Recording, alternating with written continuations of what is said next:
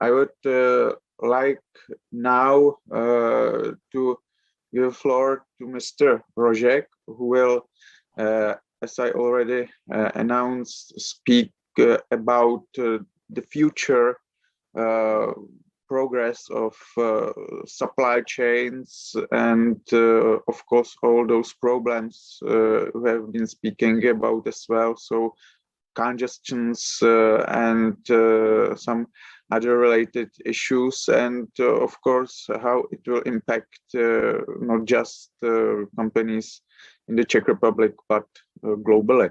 So Mr. Rožek, now the floor is yours, and we are looking forward to your presentation. Thank you very much. Thank you. Good morning to everybody. Well, if you allow me just half a minute to introduce our association. The name, I think, is quite clear. It's the Association of Forwarding and Logistics. We are covering about 180 plus companies of logistic industry in our country, plus a few schools, some lawyers, insurance companies. Well, I mean, all who are acting or wants to monitor and follow the go of logistic industry in our country. And of course, because we are also connected with the rest of Europe, also in Europe. So it's about ourselves. And before I open my presentation, I have to admit, many thanks to Jan for the data he presented. Very nice and quite comprehensive. And I have to say, I envy SKF, their position, the vision they have. I envy SKF and alike companies. They are so robust. They may keep the line they have taken, and they may speak even in these times about the development for the forthcoming 15 or 25 years, because logistic industry is not in the position. You know, it reminds me of my life 30 years ago. I've got really a dream-based puzzle, about 5,000 pieces, a big sail ship on high seas. And when I was almost complete and all the pieces were put together, I've forgotten to glue them together. My son, small baby, came and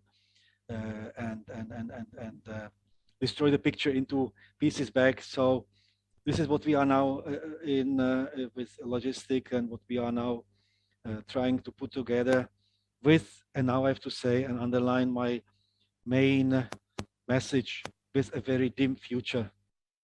I cannot share the optimism for the forthcoming year. It is not at all about major improvement. If we may meet again by Christmas this year, and we may say at moment that we have improved by few pieces, say reliability of the supply chain, or if we may say in Christmas 22 that we are going into another year of improvement, that will be fine. Not at this moment. Let me just start now the presentation. I have made the presentation. A few slides we will most probably skip them. In few slides I'm repeating that what Jan already mentioned. So, and the rest are just messages, fresh messages from Europe and global press releases. So let me just comment on the major. No, that's not correct. It's not correct. Sorry again. I have to share the screen first. So again, what we have already lived in for, it's already the 30th year of the pandemic, by the way. So it's quite a long time. The roots are known. It was the offer and demand of timing, especially in the US, the helicopter money, high wave or tsunami of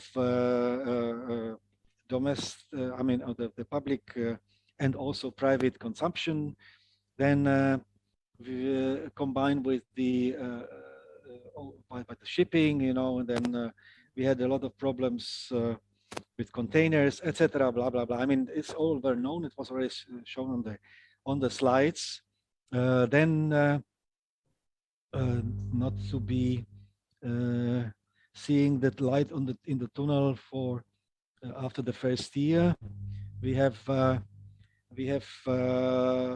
that the continental supply chains are too much reliable on the main connection lines, on the shipping, I mean the marine transportation and the air freight, as was also shown. Air freight has lost most of the capacity because of such a simple and stupid problem that people were not flying. So, I mean, this was all already commented many times. There's one more point which was not stressed yet. The logistic sector, the logistic industry in the past decade has done a major step into the world of automation. Most of the processes are now controlled by I don't call it artificial intelligence, but by computers, by platforms, cloud connections, etc. But when you put a simple bug into this system, for example, such a simple and stupid problem as a late arrival of a ship, or even a canceled arrival of a ship to a port with either export or import containers, then the whole system collapses.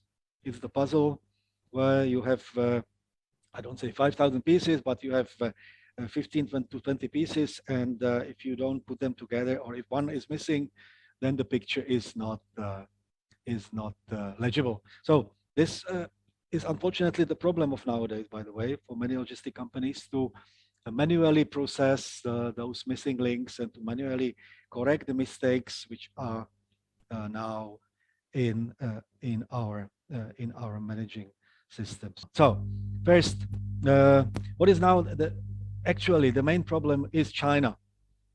China is in the middle of the whole game, is the pivot of the game, and unfortunately is one of the key players who are not playing exactly to the rule, because Chinese government has taken very strict measurements.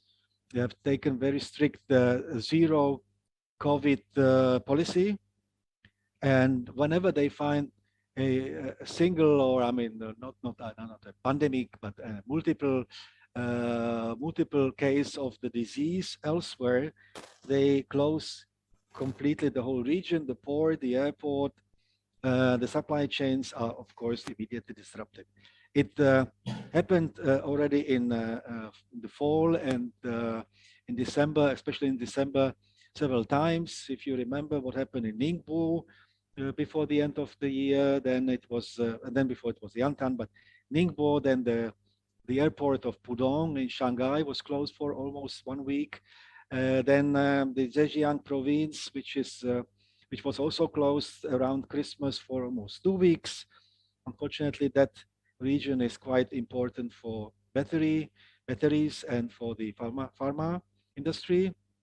Now we are we are monitoring situation in the north, in Tianjin, Beijing areas, which are quite important for automotive production. And we also have some very quiet, because China, by the way, has put ban on any information of this kind. And not very strange, but China even closed monitoring sources. For example, the ships which are entering the China waters are disappearing from any screens, and you can only find them again when they leave China and sail away from the Chinese shore. So now, at the very moment, there is also some rumor about complete closure of the central Chinese city of Xi'an, which is, by the way, the major railway hub for almost all trains leaving China, from central China, from the provinces of Sichuan and Hubei, where, to our greatest sorry, most of the production leaving China by rail are concentrated. Then the situation is even multiplied, or will be multiplied very soon, by the Olympic Games in China. They start, I think, about 14 days, and the Chinese New Year festivity, which already started. The first report of companies closing because of the New Year's Eve are on the table. Some of the companies, especially in the Eastern Belt, have allowed their workers to go to join their families, and the production is stopped, and it will be stopped. In fact, for interrupted almost for 4 weeks ahead, which, on the other hand, again, may affect the supply chains very severely. Brackets. Some experts say this might be a positive, might have a positive effect on the supply chains, especially out of China, because there'll be no supply of new goods, no supply of laden containers, but hopefully the ports will continue stay open, and some of the overstock will leave the country, but no one knows, because if the Chinese government, which also some people say will freeze down the whole country before the Olympic Games, then there will be no progress. So the question mark on the other side of the world, and it's also, I think, what was already mentioned, is the timing of the supply flow, or the restocking in both US, Canada, and Europe. Some people, as Jan mentioned, go the way they are ordering their supplies with a minor or bigger advance. Okay, this can be done, I think, for the B2B supply chains, but not exactly in the B2C, because B2C are now also disrupted, and no one knows what the consumers will do. I would be slightly optimistic as regards the US, because US has already spent their money. The helicopter money Mr. Trump has spread over the country, spread over the citizen is most probably already used or consumed, but the Europe is still in the middle of and not even at the peak of the wave of purchases. So this is the actual situation. In shipping, as was already mentioned, that now there's just one fresh figure about the imports to Europe from Far East China, measured by the volume of cargo, or the volume, the flow, or this frequency of sailing through Suez Channel at the beginning of the year. There was a slight decrease, about 7%, in the number of ships, or the capacity of ships sailing through Suez Channel northbound. But well, who knows if it is a trend, which would be quite good, or if it just was something about the result of the Yantian and Ningbo closures. We don't know. Now,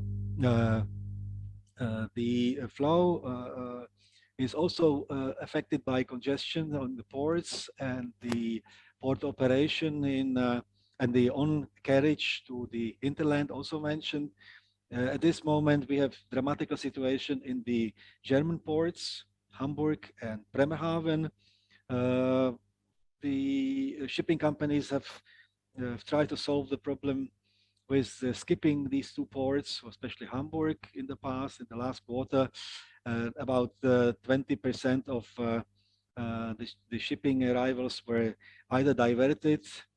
Shipping lines are now using a small port called Jadeweser. It's a port of Wilhelmshaven. Unfortunately, this port, for especially mid-European importers, is out of usage, or is very difficult to be reached. It's a port which has not been developed with the proper infrastructure behind. The other port which is also in problems is Rotterdam.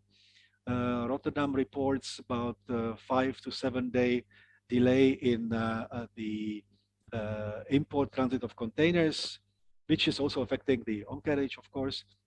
And the third port, which is really congested, is Felixstowe in the UK. But I think UK now with Brexit has also other problems, not only the port congestion. And now, as the ball is, or the snowball is growing, and again, because of the logics of logistics, although I always say logistic is not logical. So there are problems in the on carriage. You may have heard about the troubles Deutsche Bahn as the leading rail freight provider in Central Europe, or not only Central Europe, has had in the past year. But and this is the snowball. If a ship comes late to the port, discharges a lesser or bigger number of containers than expected, and I have to remind you of the fact that shipping lines are not obliged to advance report their arrivals or that what they are carrying, then 48 hours before the actual arrival. So if a port is running their operation according to some long time schedules and some automation, and the ship comes a day or two later with a bigger number of containers on board, then of course the system is not able to absorb it. The containers are put on the waiting list, and they are blocking the terminals. Then if import containers are not taken in due time, the export is blocked because export containers have no space to pass through the walls of full containers for the imports. And on top, the importers are built heavy amounts, really high amounts of waiting time penalty for demurrage. So the snowball is now, unfortunately, with congested ports, growing very fast, and the costs of supplies are also exploding.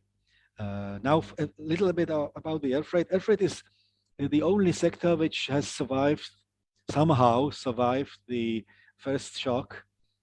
Yes, 80% of cargo in the world carried by airplanes is belly cargo. Belly is the cargo which is taking the space left by luggage of the passengers sitting on the main deck. So if the passenger flights were cancelled, or really quite short, then there was no belly space. But the air freight show quite a robust position. Many airliners have reconstructed, or reorganized the planes, their passenger planes, into semi-freighters. Even got a very nice name, freighters. Some companies, especially the smaller companies in the Asian sector, they have even chartered some old engines, and now even the big players like Air France has waken up, and they are ordering new freighter planes. So even with the high prices at the very moment, this industry seems to be recovering from the first shock very fast. On top, the US passengers have returned to the planes already in summer. Well, Europe is still a little bit stiller, but even in Europe, the flights are improving. And there's a nice message from Prague. There are now again 2 arrivals of freighters weekly. Regular freighters for weekly. Coming to Prague since 2 weeks ago. So, and Prague is an off the net airport. It is not the hub of Europe like Frankfurt or Heathrow, London Heathrow, Charles de Gaulle in Paris. All these 3 airports are almost at their 2019 output. So this is a good news, but unfortunately, air freight is now and always was just an additional source of freight. They were usually at about 7-8% of the global volume of cargo carried. Most of the cargo remains in the hands of of the shipping companies. As regards the rail freight, we have seen some figures of about the waiting times at both the Chinese-Russian border in Manjuli and also in Korgos Dostik, and at the European side between Poland, Belarus, or Russian Kaliningrad and German border. There were few but major impacts on top. First of all, it was the unrest in Kazakhstan. Although the Kazakh railways have repeatedly reported that nothing happened at all, but these messages were we were not able to verify them because internet connection with Kazakhstan was off for almost 1 week, and on top, these guys are, sorry to say, permanent liars. They always try to be nicer than they are. And the second, unfortunately, also the European, or I mean the Russian, Belarus, European borders were also affected by Mr. Lukashenko's friendly approach, or unfriendly approach, as you may call it. And so the flow of cargo has reached another record in the last year. It was almost 1 billion TEU, but the progress might have been much faster, especially with the heavily investment of the Russian railways in the far eastern part of the Trans-Siberian, and opening of additional crossing points, especially in Poland and Lithuania. So we hope that the railway will remain another source of freight, but the progress is slower than expected. And we also have a problem on the road. It was also mentioned, but I mean, it's a funny combination. Brexit has put additional pressure on the logistic from and to Europe.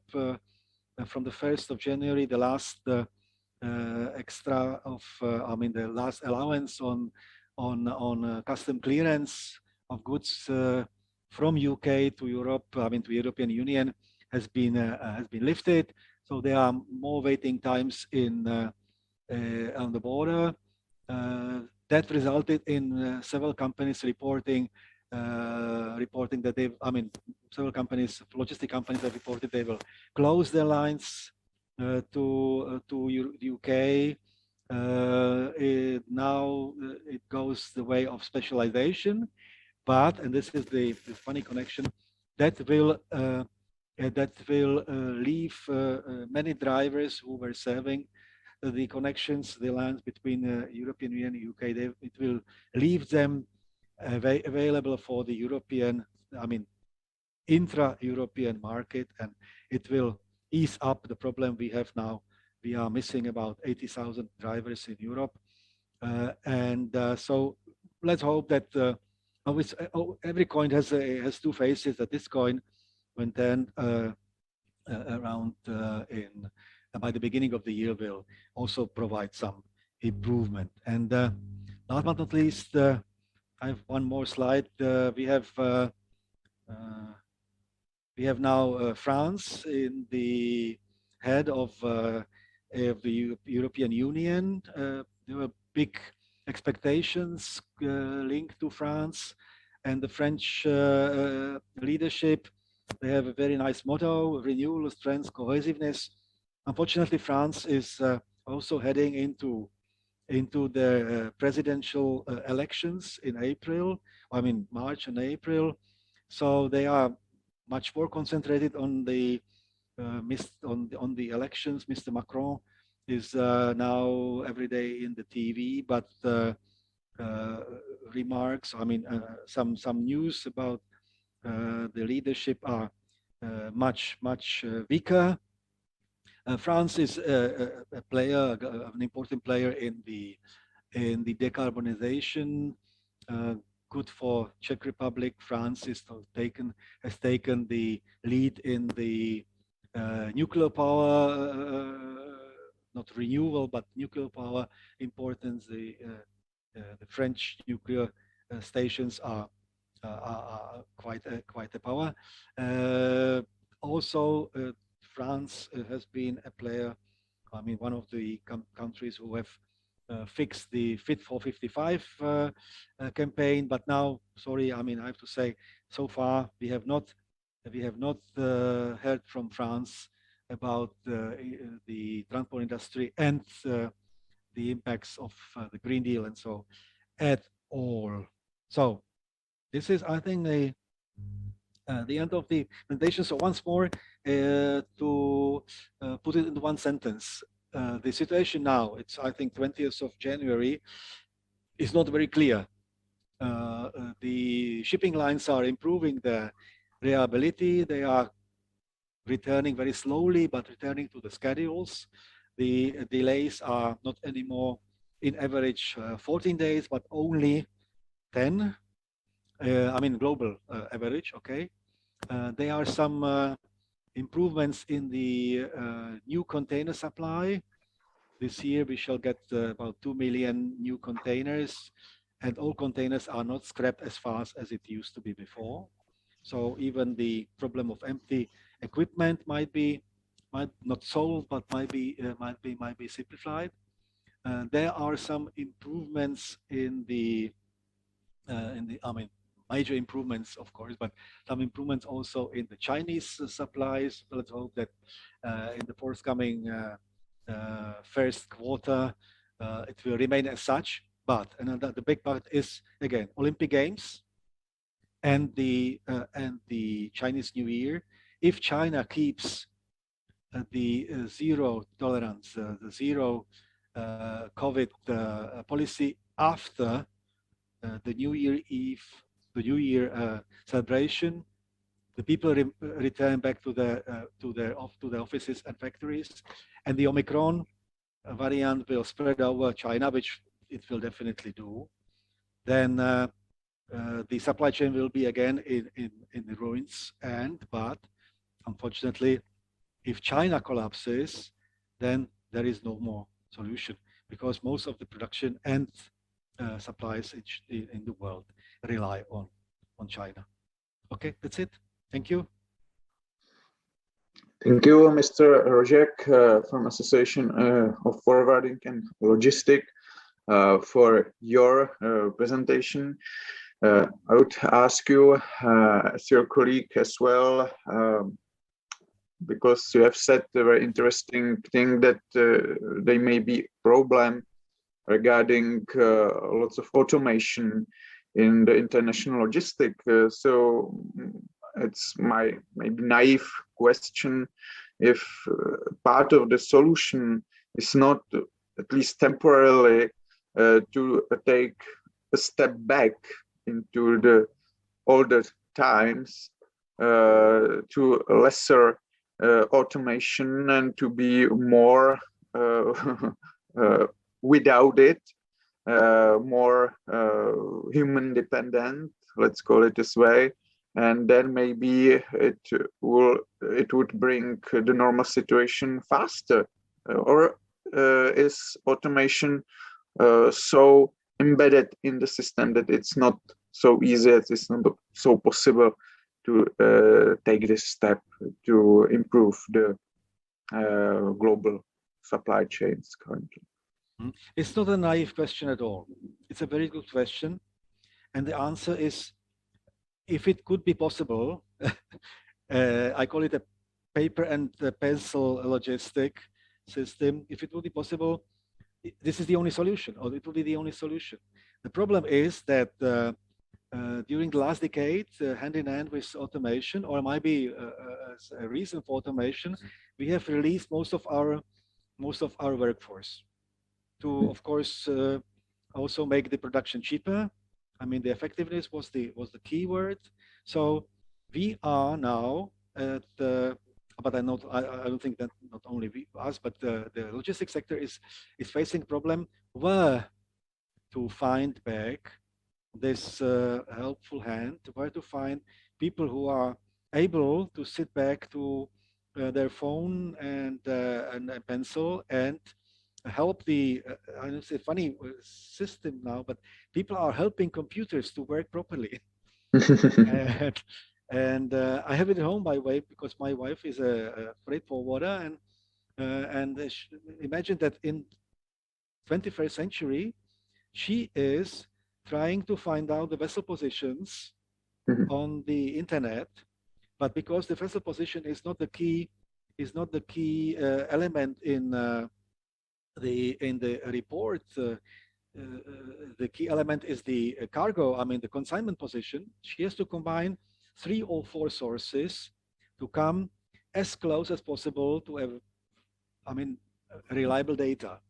mhm. But it's not 100% reliable because the ship may then divert from the main line all of a sudden, or the plane, or planes are flying to a schedule, but the ship may just skip the port and everything is in ruins again, you know. So yes, we have to. People who are now managing freight forwarding logistic companies are recruiting anyone and any head who is willing and able to do at least the manual job by the computer, but the people are missing. So, do you think it may be a major lesson of this logistic crisis to get back, as you put it, to pencil and paper to some extent in the future years?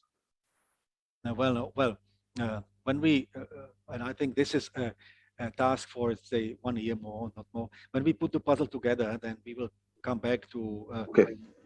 okay, we call it now digitization. Okay, digitization is a better world for what we are, and we have to come as soon as possible to a level which is, by the way, still produced and improved step by step in all logistic companies. But now, in the meantime, I don't know how to express it. In the meantime, we are really in a very short, a very quite short of any long time solution. I think, or you have said it, that it's not clear right now, but what's your expectation about how this crisis will develop in forthcoming months? So, uh, when we will be able to say it's all back in the normal like before the pandemic hit? Do you think it may be this year or next year? I think it's difficult to forecast this, but what's your best forecast currently? Let's divide it into 2 levels: the schedules, reliability, and the prices. So the second tier is much easier to comment. It will never come back to the pre-pandemic situation anymore. The prices will most probably decrease, but not to those uh, you may say now dream level of 2,500 the US dollars for a 40-foot container from Shanghai to Hamburg. It will never happen anymore. The prices now are at, say, 12,000, 13,000, and the forecast, if everything goes as we expect, means the demand will lower, especially the private consumption will lower, and there'll be no more disruptions. So it may come back to, say, half of the nowadays level, 5, 6, $7,000. I am a little bit skeptic about those 5,000. I think it will keep at around, or it will reach a level of, say, 6,000. Brackets. It also it's also in hands of the shipping companies. They are now on horse. Shipping companies are now, they are not a monopoly yet, but after many mergers and bankruptcies of the smaller shipping companies, there are now only 3 big players, 3 alliances who have divided the world into proportions, and they dictate the world. So until the shipping industry grows, I mean, in the capacity in to such a level that they will really have to come back to the client with a real offer, then they will keep the prices high because this is a profit. And if you have read the figures, which is the single container carrier or logistic provider Maersk has produced last year, you know, So, I mean, they are on they are now at the table, and they of course eat as fast as they can. Second part is a little bit more difficult to comment. I think that if the problem with China disappears or not even appear after the Olympic Games and the CNI, then I think summer, when the stocks for the for the public, for the private consumption will be full back, and I think this year and only this year will be the year of the continuing problem, and then I hope next year 23 may bring visible solution, not return back to the pre-pandemic levels, but I think by the end of by Christmas of this year, I hope we will say, okay, the worst is behind, and let's try to fix it again. So the logistic crisis will take more time than the pandemic itself. Definitely, as I said, it was a puzzle, or I call it a rubber rope, and it cracked, but not only in its middle, but it cracked into several pieces, and try to glue a rubber rope together when it is stretched, So we have to come back to still waters, stabilized offer and demand, and then we will try to fix it. We will fix it sooner or later. Of course, we have to. This is our job, and competitiveness. It was a nice word I have heard from SKF, Jan. So also the logistic companies have to compete, and they have now a very strong enemy. The shipping companies are now taking part in the logistic as well. So we have an homework for the forthcoming time. It will not be seen on the surface. It will be in-house task, but we will fix it. But the timing is still a little bit a question mark. But I think this year is the decisive one. Yeah, but when you are able finally to put all the pieces of the puzzle together again and fix the problem, why the prices will stay elevated forever compared to the pre-pandemic level? Because when the puzzle is finally put together again, I think the prices should go down to the pre-pandemic levels. Why not? I am a my basic education is economy, but I was not a good pupil. So there's one point which I don't understand. The explanation by many managers, and especially retailers and logistic managers as well. There is a high level of inflation, so we have to increase the price. I always thought that it should be the opposite way, that the high prices are the reason for the inflation. So might be another problem. The competitiveness of many companies, and most probably also clearing of the market is the answer. If and logistic, we have a lot of small companies which will probably disappear, and very soon disappear, because they will not be able to keep the pace.